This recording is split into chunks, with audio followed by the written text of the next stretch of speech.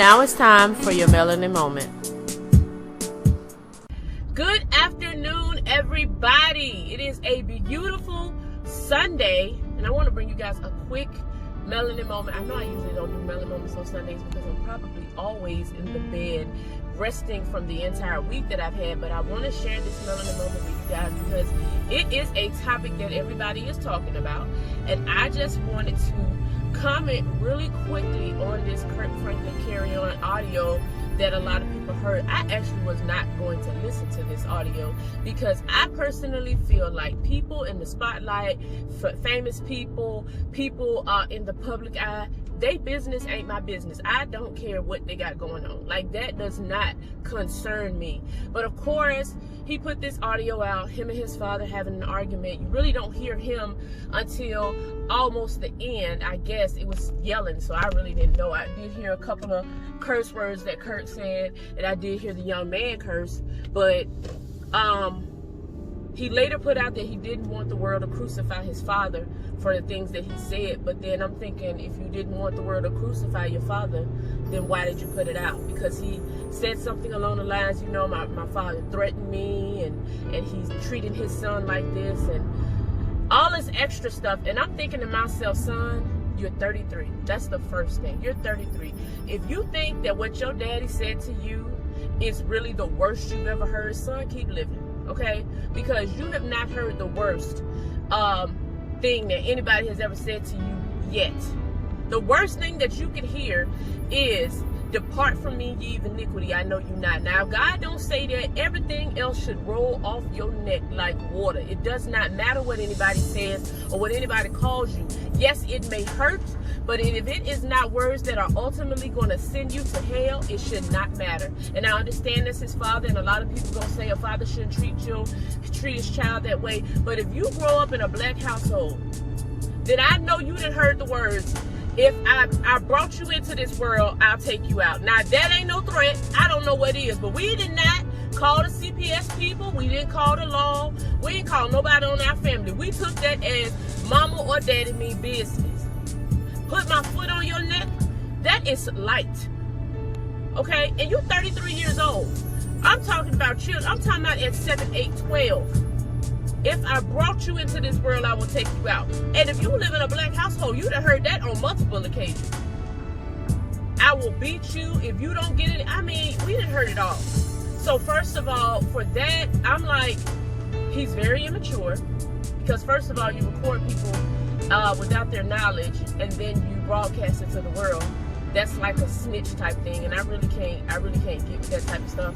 And then you want to backtrack and say, well, I want you guys to crucify my dad, but you put it out there.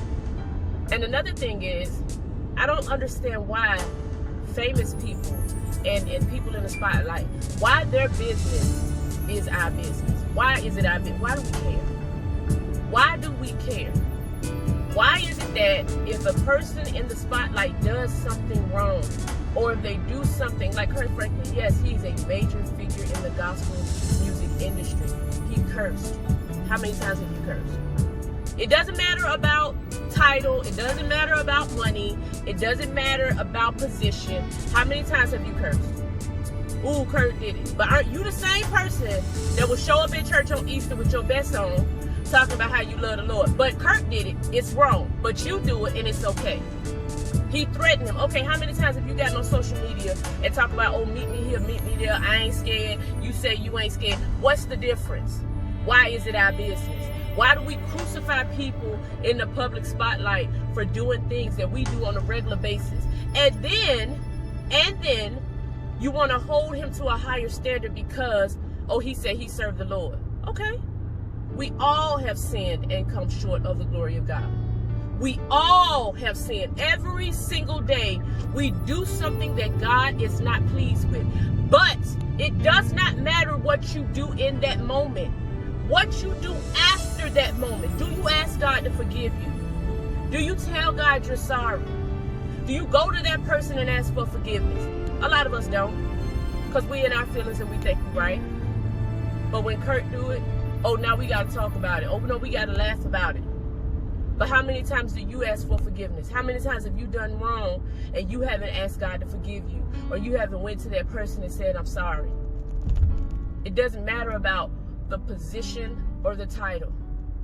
It matters about what your connection is with God after you have sinned. And I'm praying that Kirk, even in his apology, I'm praying that before he turned that camera on, that he went to God first. And if God can forgive it, it don't matter how many times. We can talk about this thing in December of 2021. When God forgets about it, it does not matter what man is talking about. So we can talk about it till we blue in the face. As long as Kirk got it right with God, that's all that matters. But we got to stop being so concerned with other people's life and in the spotlight of what they got and what they wearing and what they saying and what they doing. And you lose sight of your own soul. You so concerned about somebody else's life because they are a public figure that you lose sight that you got a soul and you do some things that God ain't proud of as well. We all have sinned and come short of the glory of God. So I wasn't going to crucify Kirk anyway. That's not going to stop me from listening to More Than I Can Bear. That's not going to stop me from listening to Take Me to the King. Because, honey, he wrote that song and wrote it well. It's not going to stop me. We got to be concerned more with ourselves. Yes, it's a topic of discussion.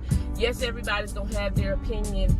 But you can't say, oh, I can't believe Kirk would do something like that because he's supposed to be saved and all that. So are you. If you believe in the same God that Kirk sings and writes about, you say you worship, you say the same God, you say that is your God that Kirk worships and sings about, then you know God ain't pleased with some stuff you doing too. So let's not be so quick to judge when we know we sweeping around somebody else's door when our door is good and dusty. So that's all I got for Melanin Moment today. Stop worrying about everybody else and worry about yourself. I'm on my way to work. I know it's Sunday and I shouldn't be, but I'm on my way to work. I hope you guys have an amazing Sunday and an amazing weekend. Enjoy this weather. Stay safe. Wash your hands. Keep your distance. Wear your mask. I don't care what's open. Like I always say, I don't care what's open, you guys. Stay safe. Wear your mask. Wash your hands. I'll see you guys soon for another Melanin Moment.